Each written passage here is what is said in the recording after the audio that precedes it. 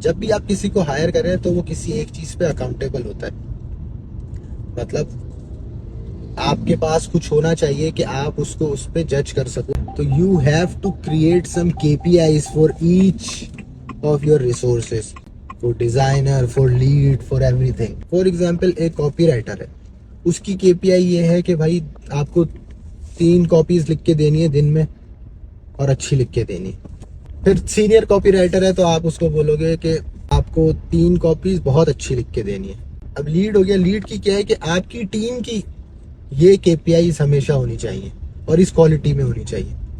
तो जैसे जैसे आपका सीनियरिटी बढ़ती है उस तरीके से आपका क्वेश्चन जो है वो बड़ा होता रहता है। Now the leads will be responsible for the goals और the overall KPI of the team. तो इस तरीके से आपकी जो है केपीआईज आप होल्ड करते हो अगेंस्ट एवरीवन। अब जब भी आप किसी को हायर करो, पहली चीज ये कि आप उसको 2-4 रोल में नहीं डाल दो भाई। एक बंदा एक रोल है उसका। जैसे कि मैंने गलतियां की, वो क्या था, मीडिया बायर भी वही और राइटर भी वही, 2-3 चीजें एक काम कर रहा है और कुछ भी अच्छे से नहीं कर रहा।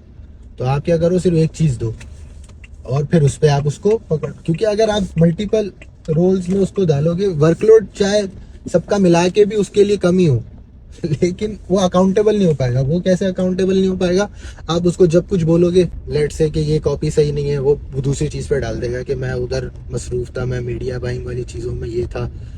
आपको सिंगल रखना है और अकाउंटेबल करना है सबको।